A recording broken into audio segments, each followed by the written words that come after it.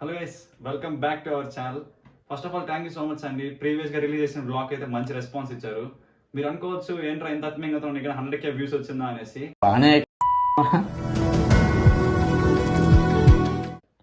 కాకపోతే నేను ఎక్స్పెక్ట్ చేసిన దానికన్నా ఎక్స్ట్రా వాచ్ హౌస్ అయితే వచ్చిందండి మీ సపోర్ట్ వల్ల. హోప్ఫుల్లీ ఫ్యూచర్ వీడియోస్ కూడా సపోర్ట్ కంటిన్యూ అవుద్ది అనుకుంటున్నాను. సరిపోదా శనివారం ఇప్పుడు దాకా రిలీజ్ అయిన కంటెంట్ గ్లిమ్స్ నుంచి ట్రైలర్ దాకా నాకైతే సరిపోతుంది అనిపిస్తుందండి. అండ్ డైరెక్టర్ వివేక్ ఆత్రేయ గారు, సరే ఆయన ప్రీవియస్ మూవీస్ చూడండి.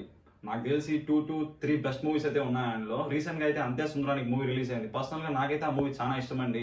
ఏదో మూవీ మిక్స్డ్ టాక్ వచ్చింది కానీ దానిలో క్యారెక్టర్స్ ఎస్టాబ్లిష్మెంట్ కానీ ఒక ప్లాట్లో అయితే వెళ్తూ ఉంటుంది. ఎక్కడ అన్నెసరీ డిస్టర్బెన్సెస్ కానీ ఏవి కూడా ఉండవు. And if I'm not wrong, Brochevarevarura తీసింది కూడా మనోడే. అండ్ ఇక్కడ మీరు చూసుకోవచ్చండి, నాని గారిది last 3 films minimum guarantee films అయితే వస్తున్నాయండి. కమింగ్ ఫ్రమ్ అంటే సుందరానికి నుంచి, దసరా నుంచి, మొన్న లేటెస్ట్ వచ్చిన హాయ్ నాన్న వరకు థియేటర్కి వెళ్ళి డిసప్పాయింట్ అయ్యి బ్యాక్ వచ్చిందైతే లేదు. సో నాని మూవీకి వెళ్తున్నామంటే మనం మినిమం గ్యారంటీ అయితే ఎక్స్పెక్ట్ చేయొచ్చు. సో నేను అదే అనుకుంటున్నానండి, ఈ మూవీకి కూడా ఆయన బెస్ట్ స్క్రిప్ట్ని సెలెక్ట్ చేసుకో ఉంటారు అనేసి. అండ్ మూవీకి నేను అనుకున్నంత వరకు బిగ్గెస్ట్ అడ్వాంటేజ్ అయితే ఎస్జే సూర్య గారు అండి. ఇక్కడ మనకి తెలుగులో నాని గారు ఎట్లా వర్స్టైల్ యాక్టర్, తమిళ్లో కూడా ఎస్జే సూర్య గారు అంతే వర్స్టైల్ యాక్టర్. సో ఇద్దరు బెస్ట్ యాక్టర్స్ ఒకే మూవీలో ఉన్నప్పుడు ఆ కైండ్ ఆఫ్ హెల్దీ కాంపిటీషన్ అనేది ఉంటుందండి. సో ఆ హెల్దీ కాంపిటీషన్ అనేది మూవీకి డెఫినెట్లీ హెల్ప్ఫుల్ అవ్వచ్చు.